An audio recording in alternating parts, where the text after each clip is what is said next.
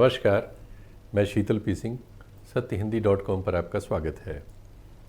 आज हमारे देश में जो एक विवाद पिछले 3 महीनों से चल रहा है और जो जिसकी वजह से एक दंगा भी हो गया दिल्ली में, देश भर में आंदोलन हो रहे हैं, बहुत सी जगहों पर लाठीचार्ज, गोलीबारी, पुलिस के एक्शंस ये सब हुए हैं, बहुत सारे लोगों की जान माल गई है। यानी जो CAA पर देश भर में विरोध हो रहा है, वो मामला यूनाइटेड नेशंस की ओर से हमारे सुप्रीम कोर्ट में आ गया। ये एक ऐसी घटना है कि यूनाइटेड नेशंस जो सारी दुनिया के राष्ट्रों ने मिलके अपने संचालन के लिए बनाया है, उसको इस लेवल पर आना पड़े कि वो हमारे सुप्रीम कोर्ट में जो CAA के मामले पे सुनवाई चल रही है, यानी मामला वहाँ है, भी सुनवाई तो नहीं हो पाई है, उसमें तारीखें पड़ी हैं, उसमें वो पार्टी बनने के लिए, अपने को उसमें शामिल करने के लिए उसने आज एक दरख्वास्त डाली है सुप्रीम कोर्ट में।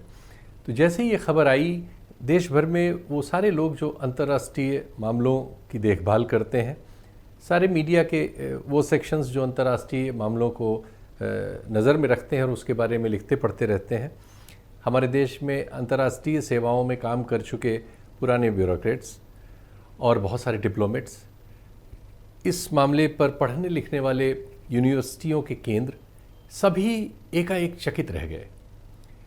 मैंने भी 83 से, मेरा ख्याल है 1983 से पत्रकारिता शुरू कर दी थी, तो ये बहुत लंबा अंतराल हो गया, करीब 20 साल इधर और 17 साल उधर, 36-37 साल के अपने जीवन में इस तरह नहीं देखा कि यूनाइटेड नेशंस जैसी संस्था आके हमारे देश के सुप्रीम कोर्ट में एक पार्टी बने हमारे देश द्वारा बनाए गए एक कानून के मामले में। ये बहुत बड़ी घटना है अगर अंतर्राष्ट्रीय तौर तरीक़ों के आधार पर इसको देखें।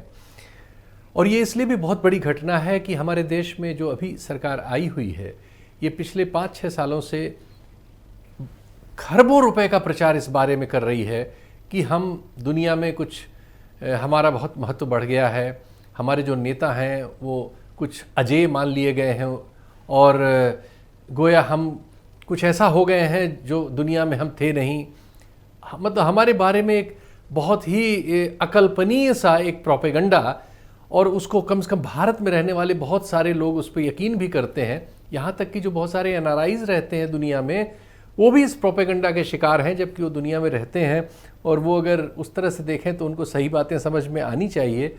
लेकिन इस प्रचार का इतना असर है कि बहुत सारे लोग इस बात को मानने और इस पर बहस करने लगे हैं कि भारत में कुछ एकाएक विशेष हो गया है 4-5 सालों में, और हमारे जो प्रमुख नेता हैं मोदी जी, वो तो इस समय दुनिया में सबसे बड़े नेताओं में से एक हो गए। तो ये ऐसे समय में जब ऐसी कोई घटना होती है जो आपके इस तरह के विश्वास की जमीन हिला देती है, मतलब ऐसा तो बहुत ही घटिया देशों के साथ इस तरह से होता है कि उनको यूनाइटेड नेशंस उनके अपने सुप्रीम कोर्ट में आके उनके बनाए हुए किसी कानून पर चुनौती दे और आंख में आंख डालकर लिख के ये कहे कि ये जो कानून आपने बनाया है, ये कानून आपने जो अंतर्राष्ट्रीय स्तर पर कमिटमेंट कर रखे हैं, ये उन पर खरा नहीं उतरता।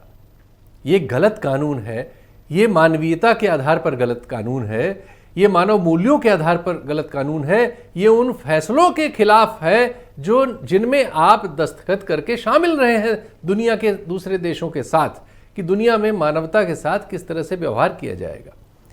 तो ये जो घटना आज हुई है, इसने झकझोर दिया है इस पूरे डायस्पोरा को जो अंतर्राष्ट्रीय मामलों पर नज़र रखता है।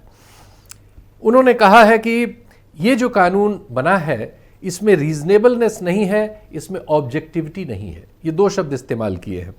और ये कहा है कि ये आपने जो कमिटमेंट किए हैं दुनिया के साथ, उनके साथ कदम मिला के नहीं चलता, उनके खिलाफ चलता है। ये 2 बातें उन्होंने अपने उसमें बताई हैं और बहुत सारे रेफरेंस लगाए हैं जो समय समय पर भारत ने अंतर्राष्ट्रीय मंचों पर भारत देश की ओर से रखे हैं। तो ये एक नई स्थिति पैदा हो गई है। जाहिर है कि जैसा हमारे यहाँ होता है, तुरंत जो ट्रोल आर्मी है हमारे देश में बीजेपी के पास एक ट्रोल आर्मी है जिसमें कोई 12 लाख बताता है, कोई और बताता है इतने सदस्य हैं। उसके एक चीफ हैं अमित मालवीय, उनके समेत सब लोगों ने यूएन पे ही हमला बोल दिया। हमारे यहाँ आप जानते हैं कि हर किस्म की आलोचना के साथ ऐसा किया जाता है कि चाहे वो मीडिया में कोई आलोचक हो, चाहे वो साहित्य में कोई आलोचक हो, चाहे सिनेमा में कोई आलोचक हो, चाहे राजनीति में कोई आलोचक हो, या किसी देश का कोई आदमी कुछ कह दे तो एकाएक एक सोशल मीडिया पे फौज है, मीडिया की फौज है जो एकाएक उस पर टूट पड़ती है, उसके पुराने दोष ढूंढने लगती है, उसको चुनौती देने लगती है कि इस मामले में तो ऐसा किया, उस मामले में तुमने ऐसा क्यों नहीं किया। वो ये सब तर्क कुतर्क लेके दौड़ पड़ती है सारे सोशल मीडिया प्लेटफॉर्म पे। वो शुरू हो गया और लोग यूनाइटेड नेशंस के इस फैसले को की उसी तरह से आलोचना करने लगे। गाली गलौज करने वाले गाली गलौज भी करने लगते हैं हर मामले पर, इसमें भी वो शुरू हो गए। एक लेखक ने ढूंढ के निकाला कि ये जो सज्जन हैं जो आज यूनाइटेड नेशंस के ह्यूमन राइट्स कमीशन को हेड कर रहे हैं, ये सोशलिस्ट विचारधारा के हैं, निकारागुआ से आते हैं, इसलिए इन्होंने ऐसा कर दिया।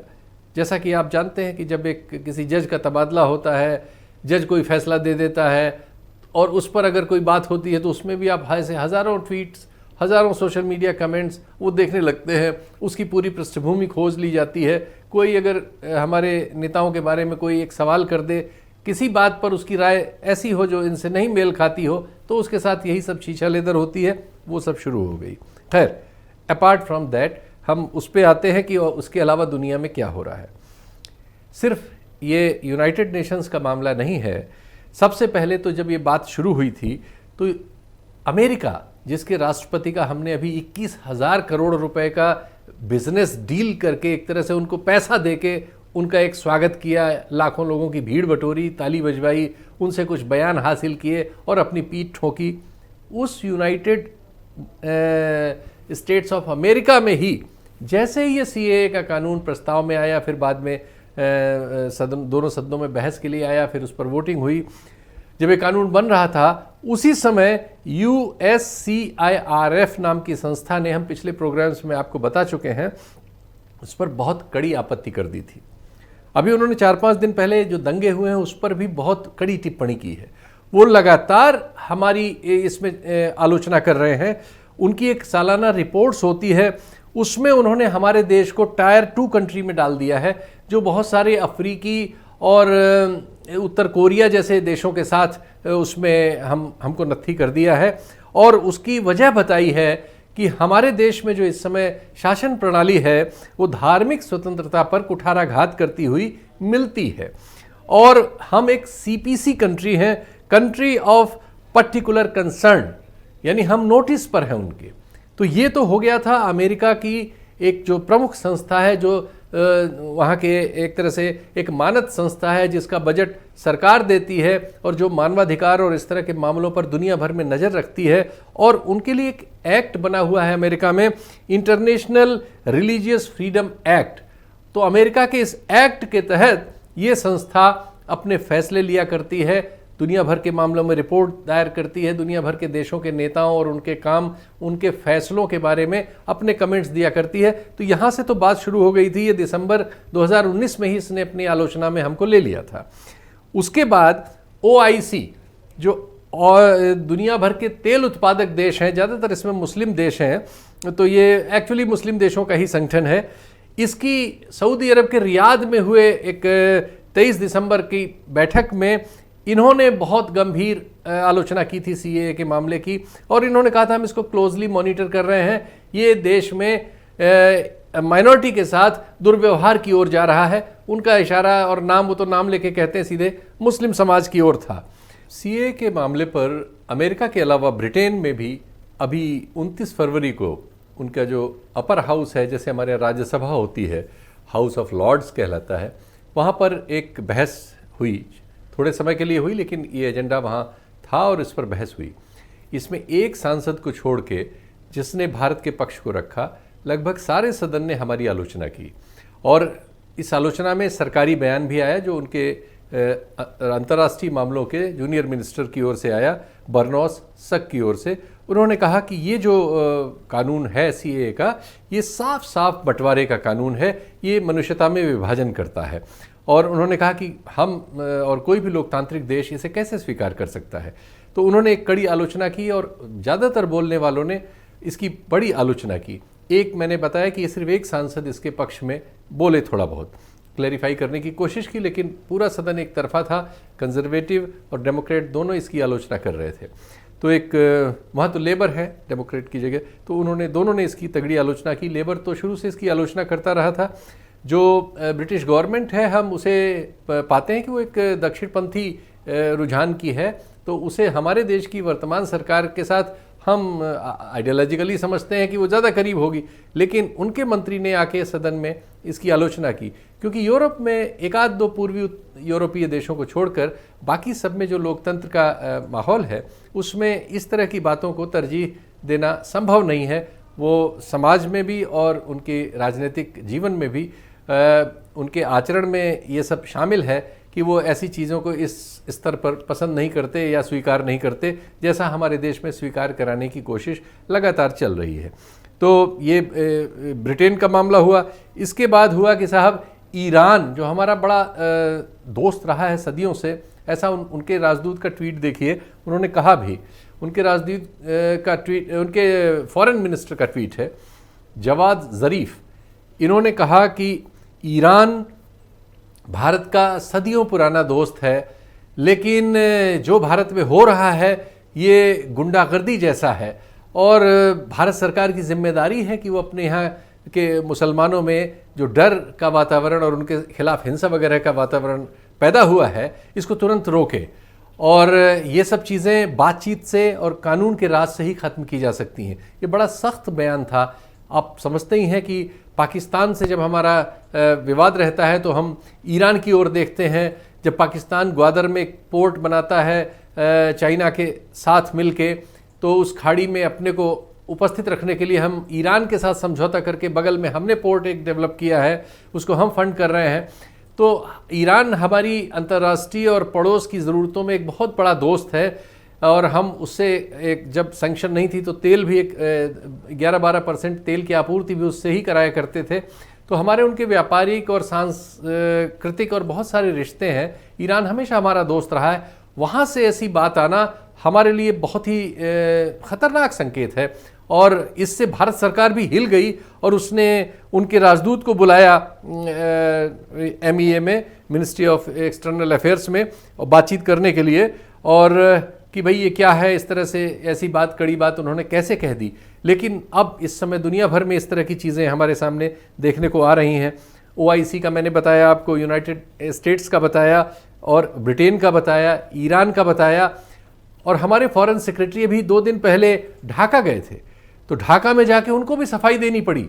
उन्होंने वहाँ कहा कि NRC का बांग्लादेश पर कोई असर नहीं होगा। CAA, NRC उन्होंने वर्ड इस्तेमाल किया। सोचिए, देश के प्रधानमंत्री कहते हैं, और ये देश को कहलवाया जाता है और कहा जाता है कि NRC से अभी इस समय हमारा कोई लेना देना नहीं है, NRC का कोई हमने प्रस्ताव नहीं किया। लेकिन हमारा जब फॉरेन सेक्रेटरी जा रहा है तो NRC वर्ड को इस्तेमाल कर रहा है।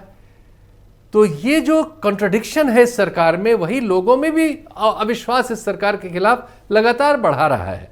और उन पड़ोसी देशों में इन सरकार के मिनिस्ट्री ऑफ एक्सटर्नल अफेयर्स के अफसरों को और मंत्रियों को सफाई देते देते हालत खराब हो रही है।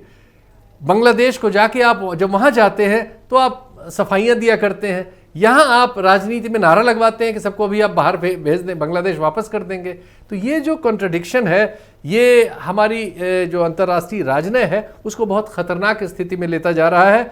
और आज जो यूनाइटेड नेशंस हाई कमीशन की ओर से ये जो हस्तक्षेप हुआ है, ये बहुत गंभीर परिघटना है। हमें उम्मीद है कि भारत सरकार इस तरह से अपने पड़ोस में और सारी दुनिया में अपनी नीतियों की वजह से भारत को कठिनाई में नहीं डालेगी। अंतर्राष्ट्रीय जो हमारा एक मयार है भारत का, भारत एक बड़ा देश है, दुनिया की दूसरी सबसे बड़ी आबादी है, 5वीं-6वीं अर्थव्यवस्था है, विकास की अपार संभावनाएं हैं, वो इस तरह की आलोचना के एक चक्रव्यूह में नहीं फंसेगा और कोशिश करेगा कि ऐसे मौके फिर दोबारा ना आए।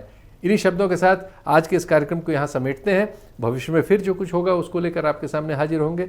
नमस्कार, धन्यवाद।